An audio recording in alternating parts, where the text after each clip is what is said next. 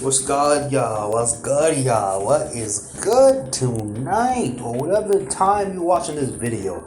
This me, Chris the Chill, doing my first One Piece discussion. And my first discussion is going to be about one of my favorite characters in One Piece, Zoro. Now, if y'all watching Wano or reading up cat up to the manga, you know how a monster this dude Zoro has been. From the anime to the manga.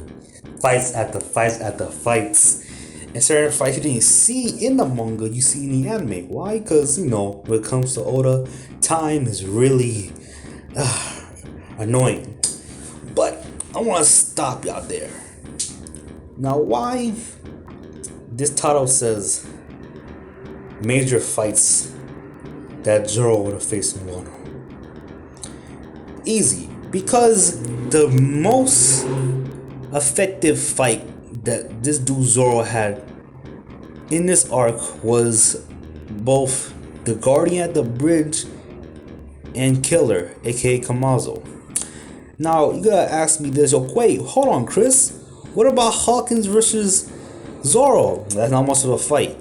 Zoro was getting away because circumstances and priority gotta be taken. So, let's keep it a buck.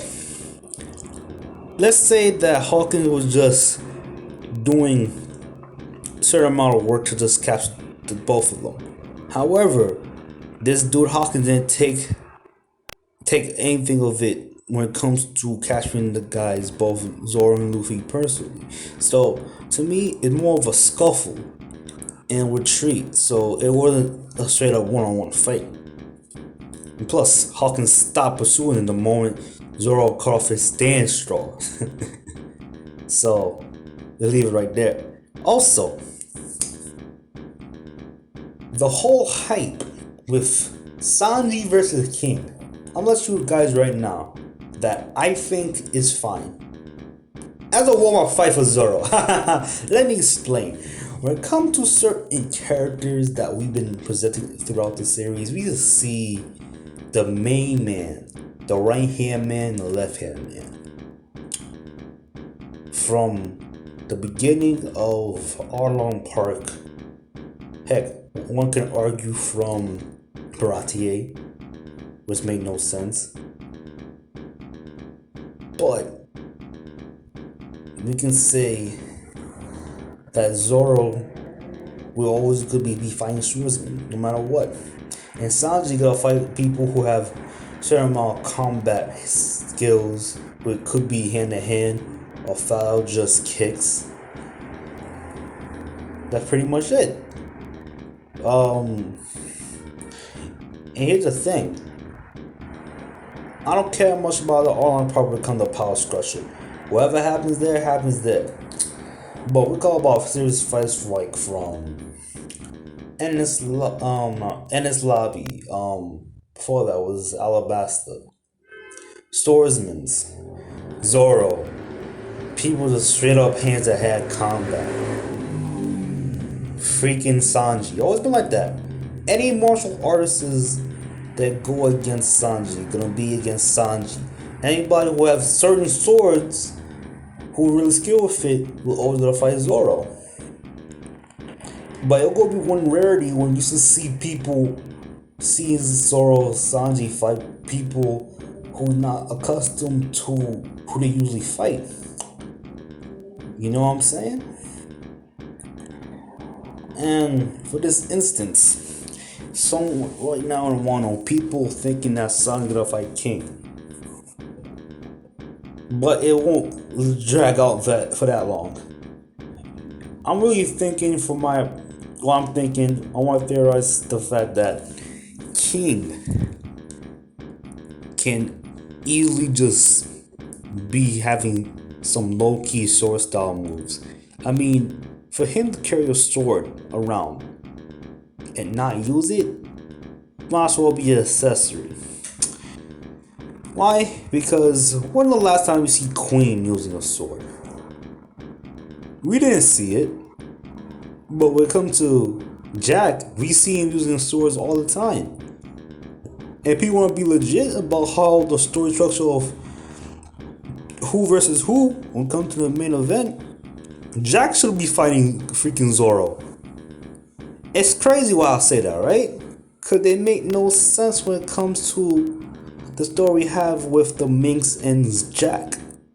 The beef is there, but as far as we see in the anime and the manga, Jack is a pretty skilled swordsman. And for Queen, he didn't see anything from him when it comes to swordplay. For me, he have that giant robot arm for a reason when it comes to like poison stuff. I'm expecting a lot from Queen the next couple of chapters now. Mind you, I've not read the the early translations of the new chapter, so I'm not gonna bother reading it. I'm telling you right now is that Zoro should have a fight against King. Cause I want to see how far he can go going against the commander.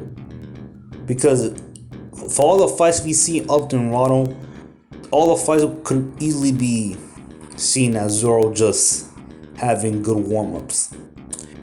Excluding freaking Apu. Because y'all know what happens to this dude. So, Zoro need a major fight when it comes to the calamities. And that's one fight that I want to see him against a right hand man.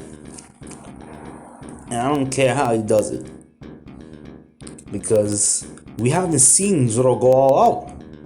So the power what Zoro has right now could be crazy. This is the only time that it makes sense for Oda to have a right hand man go against Zoro, while Luffy, Law, and Kid go against Kaido. And yes, the whole Emma thing. Let Oda decide whether it be the very last second when Kaido expects it for Zoro to leave a slash on Kaido, or having Zoro, if he gets a time to fight and defeat King and hit up with the three captains that help assist to beat Kaido. At this point in time, anything can go either way, so my point still stands. From the training he had with Mihawk to coasting through the new world, fighting against quote-unquote fodder, strong fodder, if you want to put on Pika on that level of just having good hockey, having a hacks ability, but still losing Zoro anyway. That pretty much it. I mean, one can argue that Zoro can even, get a good fight from freaking Virgo if it was just straight up sword versus bamboos. It would be an interesting fight. How will Zoro handle a guy who have good swordsmanship using bamboo to straight up martial arts skills? Like, how can Zoro handle against that? With certain story structure fights in One Piece, it's always simple. Someone have the hands when it comes to martial arts. Someone like Sanji can fight them. Someone have swords in general. Zoro. I can imagine freaking Oda got changed out a little bit for this arc. If it's gonna be like Calamity is the Toby Roppo, Headliners, all those guys, Samurai as well, like anything goes. Like I said, anything goes. So I'm gonna leave this up to y'all in the comment section to see who you guys really want to see fight King, the Wildfire. Alright? I'm gonna leave it like that. And have y'all be easy, man. Peace.